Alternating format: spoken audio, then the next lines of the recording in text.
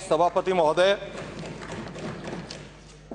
आपने मुझे माननीय मुख्यमंत्री महोदय द्वारा प्रस्तुत 2020-2021 के बजट भाषण पर बोलने का मौका दिया, उसके लिए मैं आपको धन्यवाद ज्ञापित करना चाहूंगा।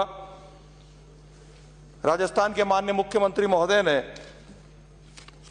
अपने बजट अभिभाषण में 7 संकल्पों के साथ इस सदन में बजट को प्रस्तुत किया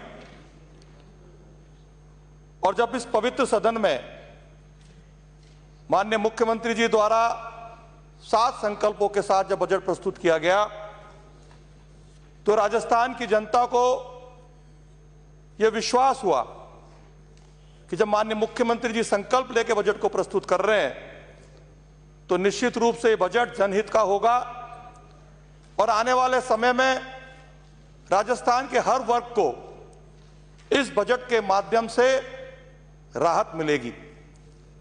लेकिन जब राजस्थान की जनता, आम मतदाता माननीय मुख्यमंत्री जी द्वारा प्रस्तुत पिछले बजट की ओर देखता है और जब वो ये पाता है कि पिछले बजट में जो भी घोषणाएं की गई थी वो आज तक अमली जामा भी नहीं पहन पाई हैं, तो अपने आप को ठगा सा और निराश महसूस करता है।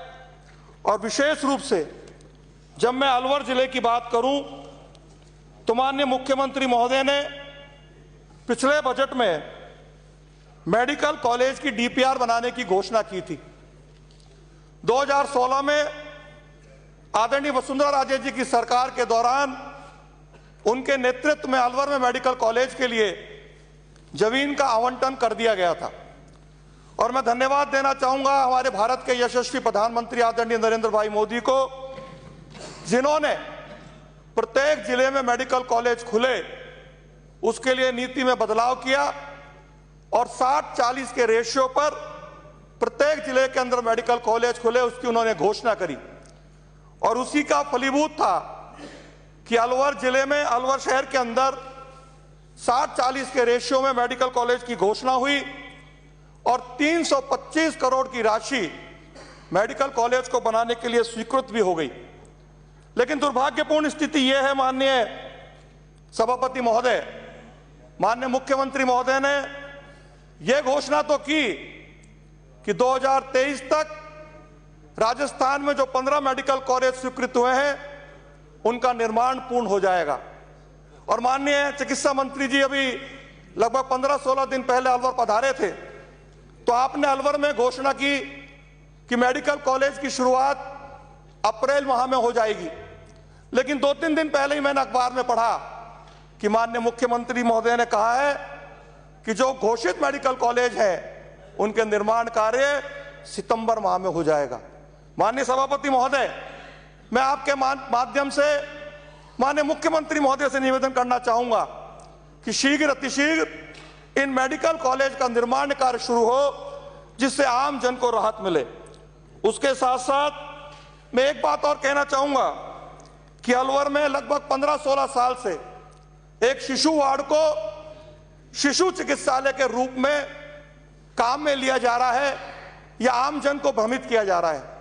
भवन बना तैयार खड़ा है, उसमें शिशु वार्ड है, लेकिन बाहर एक बोर्ड लगा हुआ है कि यह राजकीय गीतानंद शिशु चिकित्सालय।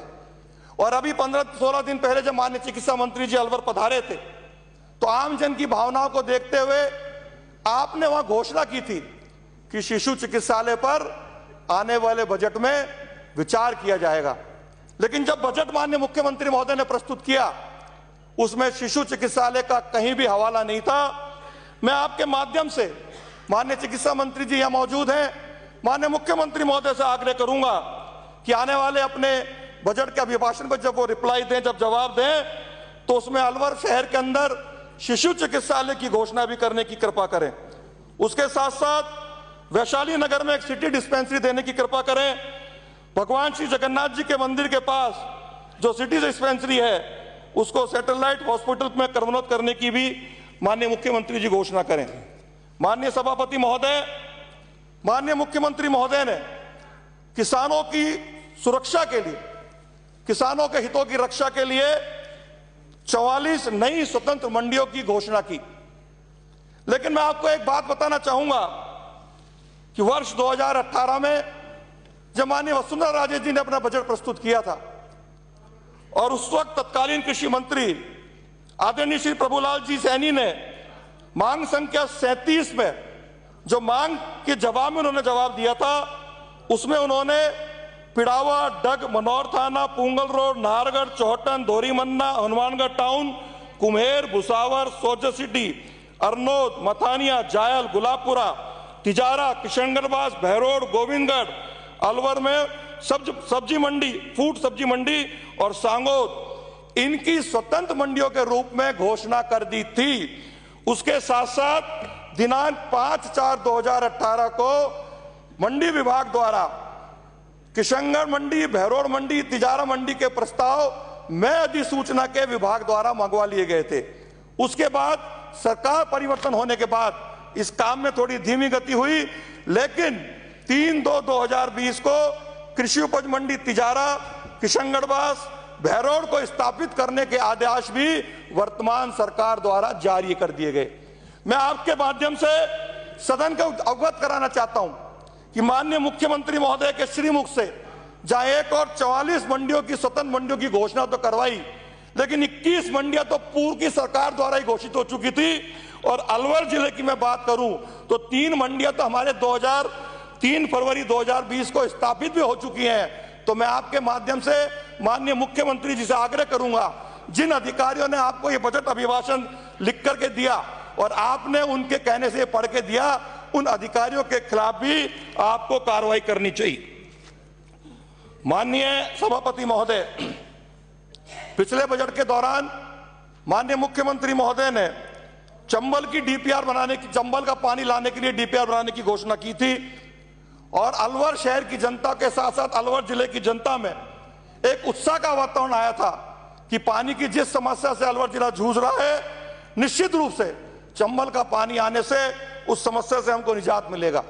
लेकिन लगभग 1 साल होता आया और ना तो आज तक डीपीआर बनी है, ना आज तक अगर डीपीआर बनी होगी तो टेक्निकल स्वीकृति भी आई होगी। यदि टेक्निकल स्वीकृति आई होगी तो फाइनेंस की स्वीकृति के लिए भी गई होगी। मैं आपके माध्यम से माननीय मुख्यमंत्री से आग्रह करूंगा कि शीघ्र अतिशीघ्र चंबल को पानी को लाने के लिए, अलवर जिले में पानी लाने के लिए, अलवर शहर तक पानी लाने के लिए एक समय सीमा की घोषणा माननीय मुख्यमंत्री जी करें। माननीय सभापति महोदय, अलवर शहर के अंदर अमृत जलम योजना के माध्यम से लगभग 12,500 कनेक्शन 31 मार्च तक जलदाय विभाग को जारी करने थे, लेकिन आज तक अमृत जलम योजना का काम पूरा हो चुका है। वो योजना विभाग अपनी ओर ले चुका है, लेकिन आज तक 12,500 कनेक्शन तो छोड़िए, लगभग 100-150 कनेक्शन देकर के विभाग जानबूझ करके देरी कर रहा है। मैं आपके माध्यम से आग्रह करूंगा कि ये अमृत जलम योजना के तहत जो कनेक्शन होने हैं वो शीघ्र अतिशीघ्र जारी करें, क्योंकि सर्दियों में पानी की कमी है और गर्मियों में किस प्रकार का हाहाकार अलवर शहर, अलवर जिले में मचेगा, वो माननीय मुख्यमंत्री जी से आग्रह करूंगा कि आप अपने अधिकारियों को निर्देशित करें कि आम जन को राहत प्रदान करें। माननीय मुख्यमंत्री महोदय, यदि हम बिजली की बात करें तो बिजली के दाम बढ़ाने की घोषणा कि दाम नहीं बढ़ाए जाएंगे कांग्रेस ने अपने चुनावी घोषणा पत्र में की थी, लेकिन आपने बिजली के दाम बढ़ाए। बिजली कटौती की बात करें तो मेंटेनेंस के नाम पे आप आए दिन बिजली की कटौती कर रहे हैं। किसानों को प्रताड़ित करने के लिए वीसीआर भरी जा रही है और समझौता समिति में जब वो किसान जाता है तो उसकी कोई सुनवाई नहीं होती।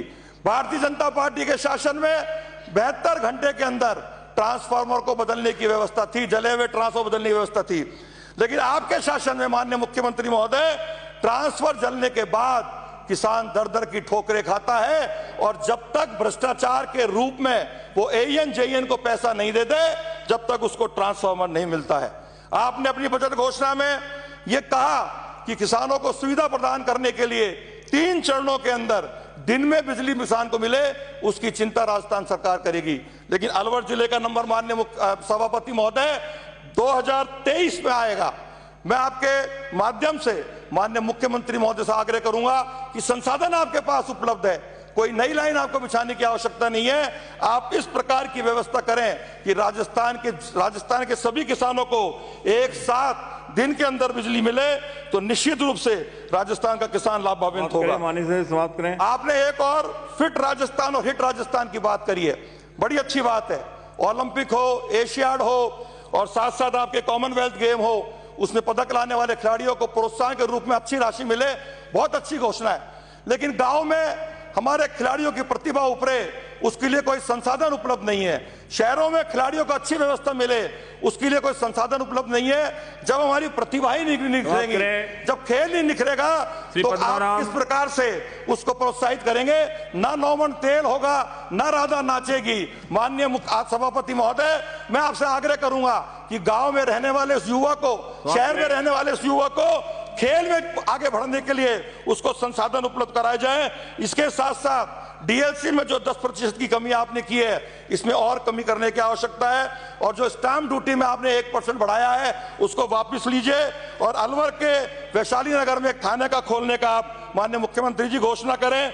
पुलिस की जो नफरी है उसमें 25% की वृद्धि करें और पुलिस को अत्याधुनिक अस्त्र लैस करें। साथ ही साथ अलवर शहर में जो निर्माणाधीन मिनी सचिवालय है, उसके लिए बजट के आवंटन की इस बजट में घोषणा करें और मत्स्य विश्वविद्यालय के भवन के निर्माण के लिए भी बजट की स्वीकृति दें, अन्य और अलग बजट दें। आपने मुझे बोलने का मौका दिया, उसके लिए बहुत बहुत धन्यवाद। जय भारत, जय हिंद। माननीय सभापति महोदय,